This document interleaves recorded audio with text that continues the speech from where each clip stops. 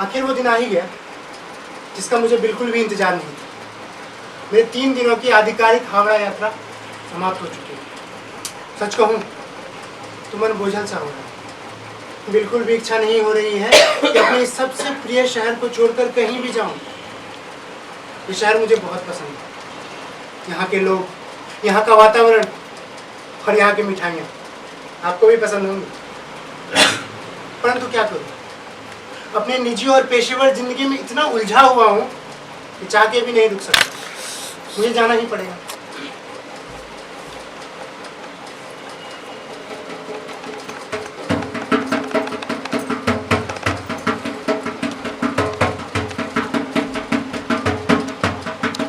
काफी देर हो चुकी है।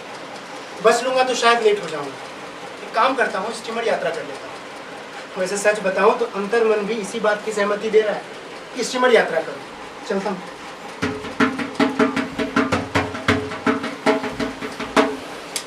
दादा, एक हावड़ा का टिकट दीजिएगा।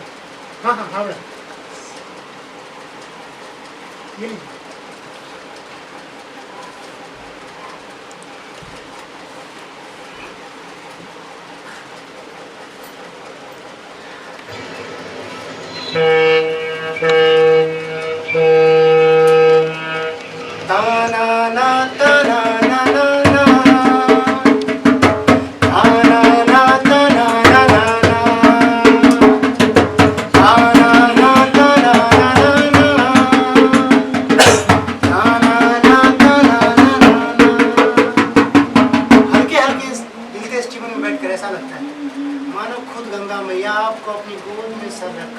मन की सारी बोझलता को समाप्त कर रही है। आनंद आ जाता है।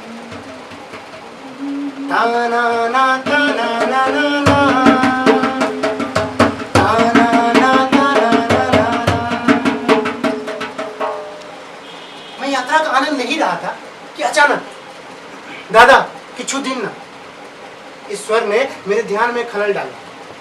सामने देखा तो एक 10 से 11 साल की बच्ची खड़ी थी। आंखों में काजल, चेहरे पे मुखौटा सज्जा किए हुए। मुखौटा सज्जा शायद इसलिए की होगी कि चेहरे पर दिखती विवशता को छिपाया जा सके। खैर, पहले तो मैंने सोचा कि एक भी पैसे नहीं दूं। वो हर जगह लिखा होता है ना कि भिखारियों को भीख देकर बढ़ावा ना दे। फिर उसके मासूम चेहरे को देखकर मेरा मन बिल्कुल नहीं माना। मैंने 10 का नोट निकाल कर उसे दिया और उससे पूछा, बेटा तुम्हारा नाम क्या है? उसने कहा तितिर। तितिर।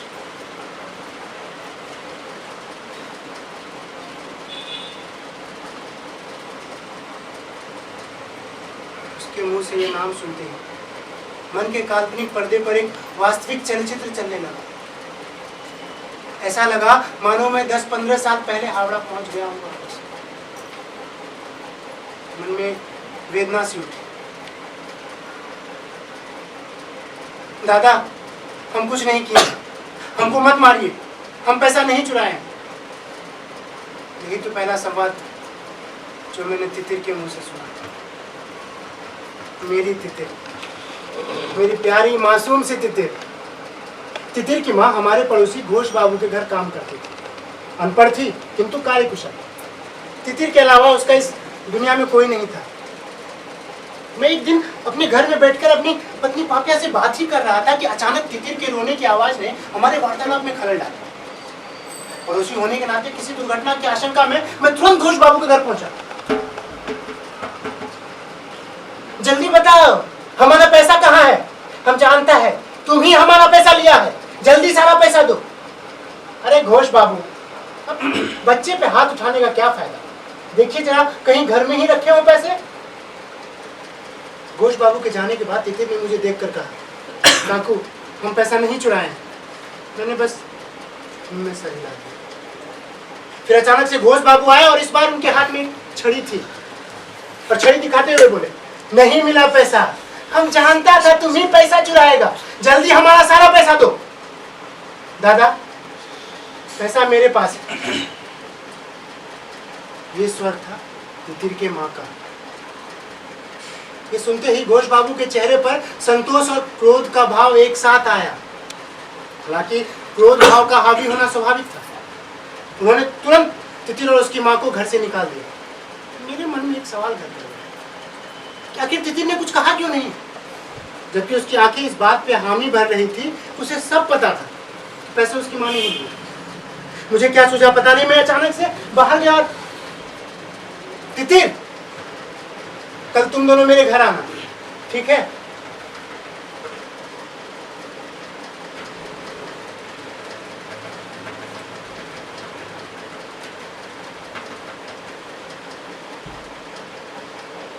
खा गए तुम लोग? हाँ हाँ,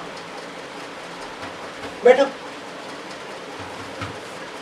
अरे अब रोना बंद करो, रोने से क्या होगा, शांत हो जाओ। अच्छा ये बताओ, तुमने पैसे क्यों चुराए? मेरी इतना पूछते ही तितिर की माँ बोल उठी, दादा इसके 10 महीने की फीस बाकी थी, मैंने पैसों का इंतजाम करने की बहुत कोशिश की पर पैसे नहीं मिले, घोष बाबू से भी मांगा, उन्होंने भी नहीं दिए, मैं क्या करूं? अब जाके मुझे थोड़ी बहुत बात समझ में आई, लेकिन मेरी जिज्ञासा जो की जो बनी रही कि आखिर तितिर ने कुछ क्यों नहीं कहा। तितिर बेटा आप इधर आओ। आपने कुछ कहा क्यों नहीं? आपको तो सारी बात पता थी, आपको डर नहीं लगा? तितिर ने हठात से जवाब दिया कि काका मेरे स्कूल की फीस बाकी थी, अगर मैं सब कुछ बता देती तो माँ को काम से निकाल देते और मेरी शिक्षा रुक जाती। एक ही बात दोबारा सुना मैंने, लेकिन इस बार मैं मूक सा रह गया। क्यों? शायद इसलिए कि अपने उम्र से 2 गुना परिपक्व बातें की थी तितिर ने। इतने में मेरी पत्नी भी आ गई। उसने तितिर और उसकी माँ को देखते ही कहा, क्या हुआ, इसने यहाँ भी चोरी की है क्या? मुझे बुरा लगा, मैंने उन दोनों को जाने के लिए कह दिया। अगले दिन सुबह सुबह जब मैं ऑफिस के लिए निकला तो मन में कई तरह के सवाल चल रहे थे। क्या तितिर स्कूल जा पाएगी? क्या तितिर की माँ को इस घटना के बाद काम मिलेगा? इतने पैसों का इंतजाम करेगी भी तो कैसे करेगी? पता नहीं, कई सारे सवाल।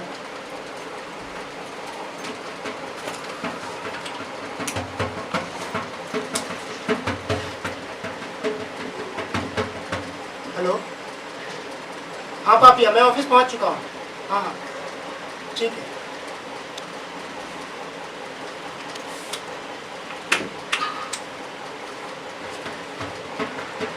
लिफाफा बड़े दिनों से पड़ा हुआ है मेरे पास, खोलने का वक्त ही नहीं मिलता, तो देखता हूँ क्या करता हूँ।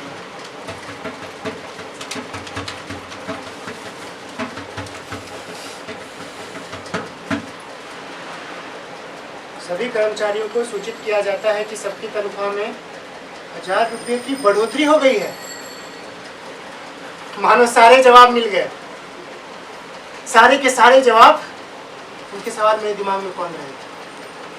अचानक पता नहीं क्यों मन में एक चोर पैदा हो गया, जिसने मुझे साफ साफ मना किया कि मैं पापिया को कुछ भी ना बताऊं। पता नहीं इतनी सारी पारिवारिक जिम्मेदारियों के बावजूद मैं इतना बड़ा फैसला कैसे लिया।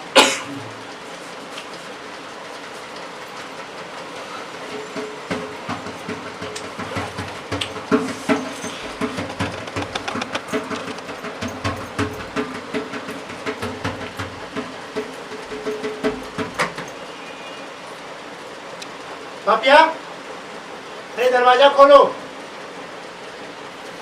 हाँ मैं आ गया। इतना खुश क्यों हूँ? अरे कुछ नहीं, बस इस महीने से तनख्वाह 25 को ही आ जाएगी। अब सब बात यही पूछ लोगी, जरा चाय पिला दो। बाल बचा लो। लेकिन बहुत खुश था मैं। अगले दिन मैं सुबह सुबह तितिर के घर गया। एक बात तो साफ हो चुकी थी कि तितिर को स्कूल से निकाल दिया गया होगा।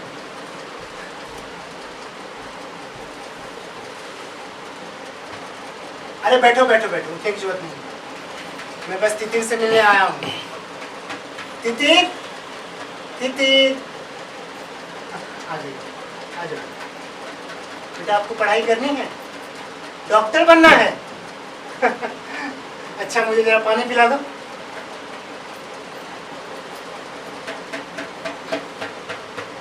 ये लो 1000 रुपये रखो, और मैं तुमसे वादा करता हूँ कि मैं तुझसे एक भी पैसे वापस नहीं लूंगा। और तुम भी मुझसे एक वादा करो, ये पैसे सिर्फ तितिर के भविष्य के लिए खर्च किए जाएंगे, ठीक है? चलो मैं भी चलता हूँ। मैं बड़ा खुश था। ये क्रम साल दर साल, महीनों दर महीनों चलता ही रहा। तितिर बड़ी हो गई, कक्षा में अव्वल आती थी, बहुत मन लगा के पढ़ाई करती। हालांकि तितिर के घर की आर्थिक स्थिति जस की तस बनी रही। उस साल पापिया गर्भवती थी। डॉक्टर ने उसे काम करने से बिल्कुल मना किया था। मैंने अपने घर पर एक चांद नाम की कामवाली रख ली थी। रविवार को चांद की छुट्टी होती थी और मेरी भी। मैं कभी चांद से मिला नहीं था। इस रविवार मैं घर पे ही था। मैंने भी हफ्ते भर की छुट्टी ले ली। अगले दिन सुबह सोमवार को जब घर की घंटी बजी तो मैं समझ गया चांद ही आई।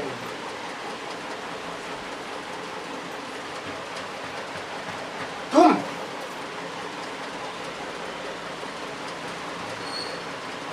पापिया पीछे ही खड़ी।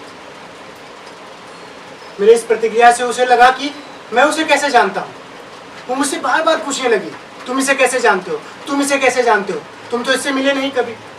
मेरे कुछ नहीं जवाब देने पर उसने चांद से पूछा कि तुम इसे कैसे जानते हो। चांद ने तुरंत कह दिया कि दीदी, मैं जिनके बारे में बात करती थी वो यही है। उनके इतना कहते ही पापिया ने चांद को तुरंत घर जाने को कहा। और उसके जाते ही मुझसे कहा कि मैं आप पे बहुत भरोसा करती थी, आपने मेरा भरोसा तोड़ा है। बस इतना कहूंगी कि मुझे बताकर ही ये काम करते तो शायद आप पे मेरा विश्वास बना रहा। जो भी कर रहे हैं बंद कर दीजिए। मैंने बहुत समझाने की कोशिश की पापिया को, लेकिन उसने एक नहीं मानी। अब मैं मजबूर था सारे रिश्ते तोड़ने को, सारे रिश्ते तोड़ने।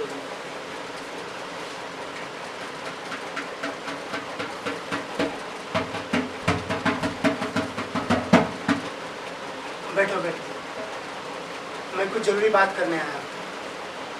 नहीं नहीं, तितिर को मत बुलाओ, मुझ में हिम्मत नहीं है उसका सामना करने की। मैं बस ये कहने आया था कि मेरी पत्नी को सारी बात पता चली। मैं जो भी कर रहा हूँ मुझे बंद करना पड़ेगा। बस इतना कहूँगा कि तितिर का ख्याल रखें।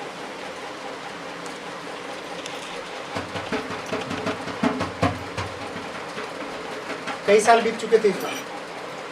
मेरी पारिवारिक जिंदगी बहुत अच्छी चल रही थी। सब कुछ सही चल रहा था सिवाय मेरी दो आदतों के, एक शराब और एक पर स्त्री का गमन। यह आदत मुझे लग गई थी अपने मित्र गोपाल दा के साथ रहते रहते। पता नहीं मैं कब इन चीज़ों में उलझ गया, कब ये बुरी आदतों ने मेरा साथ पकड़ लिया, मुझे नहीं। शायद पापिया को मेरे शराब पीने की आदत के बारे में पता चल गया था। उसने मुझसे जिद करना शुरू कर दिया कि मैं दिल्ली में अपना ट्रांसफ़र कराऊं। मैं उसके जिद के आगे मैं हमेशा दब जाता हूँ। मैंने अपना ट्रांसफ़र करा लिया दिल्ली। आज कई साल बीत चुके हैं इस बार। मैं एक दिन अपने ऑफिस में बैठा था कि अचानक चिट्ठी आई कि मुझे किसी काम से हावड़ा जाना है। मैं बड़ा खुश हुआ और सच बताऊं तो मन में 1% उम्मीद भी जगी कि शायद तितिर को देख पाऊँ। पर सोचा कि गोपाल दा से मिले हुए काफ़ी दिन हो गए हैं तो उनसे भी मिल लूँगा।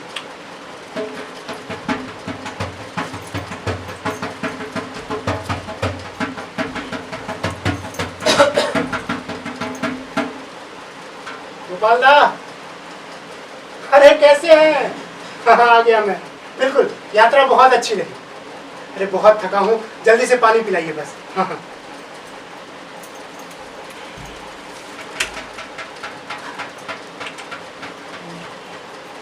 सालों में मेरी बुरी आदतें तो छूट गई थी, लेकिन उनका साथ पूरी तरह से नहीं छूटा था। अब भी मैं कभी कभी वो गलत काम कर लिया करता था, खासकर तब जब गोपाल दा मेरे साथ होते। मैं उनके घर आया तो उन्होंने मुझसे कहा, अरे आपके लिए एक सरप्राइज है। कब? रात में है आपके लिए सरप्राइज। मन में इच्छा हुई मैं मना कर दूं, पर पता नहीं मैं क्यों मना नहीं कर पाया। मैंने सोचा शायद गोपाल दा को बुरा लगे। अरे बस बहुत खा लिया, अब तो बस सोने की तैयारी करनी है। हाँ हाँ, अच्छा हाँ, आपने बताया था सरप्राइज है मेरे लिए। ठीक है। इतने में उनके फ़ोन की घंटी बजी। मैंने सुना वो किसी को घर का पता बता रहे थे। खैर मैं मजे में बैठा हुआ। कुछ देर बाद घर की घंटी बजी। मैं बस सोचा कि जब मेरा सरप्राइज है तो मैं ही दरवाज़ा खोलूं।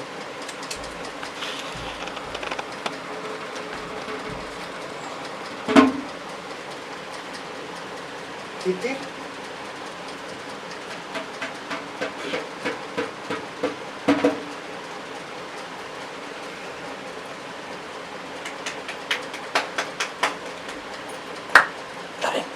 खत्म नहीं हुआ।